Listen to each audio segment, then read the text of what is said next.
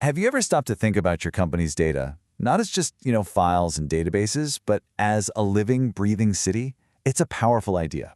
And today, we're going to use that exact metaphor to draw up a blueprint for managing data in this crazy digital age, starting with the one challenge pretty much everyone is facing.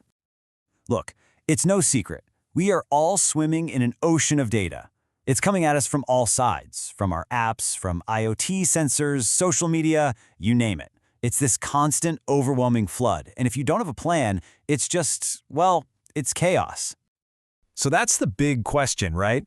How do we take all of that raw, messy material and actually build something useful, something organized? How do we put on our city planner hats and design a metropolis that actually creates value, instead of just getting swept away by the complexity? All right, first things first. Every great city starts with its core infrastructure. The buildings, the roads, the reservoirs. It's the foundation. And in our data city, that all starts with deciding where our data is actually going to live. First up, we've got the data warehouse. I want you to picture this as the city's grand central library. It's super organized, spotlessly clean, and it's designed to hold structured, already processed data. Everything has a specific place on a specific shelf. And this whole setup is optimized for one thing: speed. It lets your business analysts pop in, find exactly what they need, and get a fast answer for their reports. But then, on the other side of town, we have the data lake. Now, this is not a library. This is the city's massive reservoir. Its job is to hold enormous amounts of raw data, just as it is, structured, unstructured, messy, you name it. You just dump it all in there first, and you figure out how to process it later. And that flexibility, it's an absolute goldmine for data scientists who are doing really deep exploratory analysis or training machine learning models. So let's put them side by side for a second. The real game changer here is something called schema. A data warehouse uses schema on write. You have to clean up and structure your data before you put it in a library. A data lake, on the other hand, uses schema on read, which means you just pour it into the reservoir and apply structure only when you go to analyze it.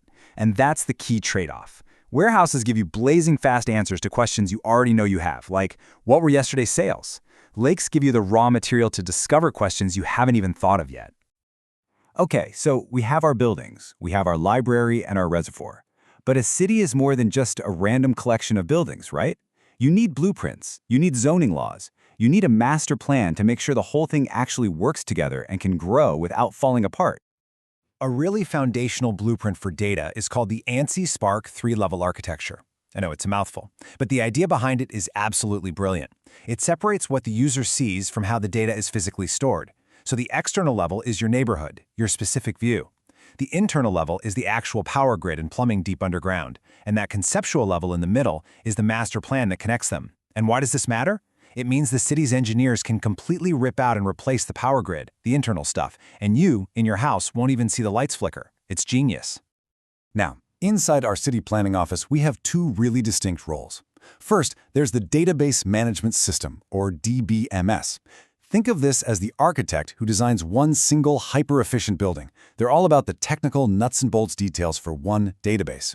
But then you have the Data Management System, or DMS. This is the city planner. They're looking at the entire map, thinking strategically about all the data assets, from governance to quality, across the entire city.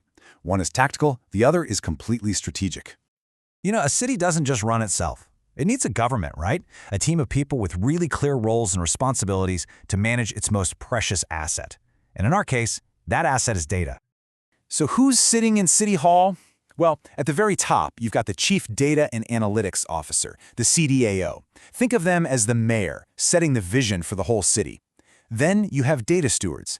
These folks are like your neighborhood leaders. They're responsible for the data in one specific area, like finance or marketing. Then there's the data custodian.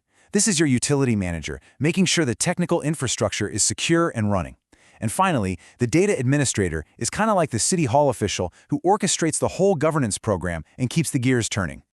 Now, what's really fascinating here is the kind of skills each of these roles needs. Look at the CDAO, our mayor. Storytelling and change leadership are must-haves, way more important than being a coding genius. A data steward, they need to know their neighborhood inside and out. That deep domain expertise is non-negotiable. Meanwhile, the custodian needs those hard technical skills like cloud security and disaster recovery. It's this exact mix of business savvy and tech knowledge that makes a data city run well. Okay, let's be real. Every city faces threats, fires, floods, and in our digital world, cyber attacks. A truly smart city needs powerful defenses to protect its assets and make sure it can bounce back from any kind of disaster. The bedrock principle for making your data resilient, for keeping it safe, can boil down to a super simple, incredibly powerful ratio: 3, 2, 1. This rule has been the gold standard for decades, and for very good reason. So what on earth does it mean? It's actually pretty straightforward. First, you keep at least 3 copies of your data. That way, if one copy gets corrupted, no big deal. Second, you store those copies on 2 different types of media or platforms. This protects you if, say, an entire storage system fails. And finally, and this is the big one, you keep one of those copies completely off-site. This is your insurance policy against a physical disaster, like a fire or a flood taking out your main building. Now, in today's world of non-stop ransomware attacks, that off-site copy has gotten a serious upgrade, and that's where the Cyber Vault comes in. I want you to think of this as a high-security, isolated data bunker. It's virtually air-gapped, which is a fancy way of saying it's totally disconnected from your main network most of the time. So if a nasty cyber attack gets in and locks up your main systems and even your regular backups, the Cyber Vault gives you a pristine, uninfected copy you can restore from. It's how your city gets back on its feet fast. So we built our city, we've hired a government, and we've set up all our defenses. Now let's look ahead. Let's look at the future, where artificial intelligence and automation are turning our data city into a truly smart city. Gartner has some amazing predictions for where this is all going. First, something called agentic analytics. This means AI doesn't just show you a chart about a problem, it actively starts to solve it. Imagine a system that sees a supply chain delay and just automatically reroutes shipments for you. Wild. Then you have composite AI, which is like assembling a dream team of different AI specialists. Machine learning, knowledge graphs, all of them working together to solve really tough problems. And we're also seeing a big shift to small language models, AIs that are hyper-specialized for one job, making our city systems way more efficient and accurate. And all of this leads us to the critical question for the future, doesn't it? As these incredible AI agents start to take over the day-to-day management of our data city, automating all the analysis and operations, what's our new job? What is the human role when the city can increasingly run itself?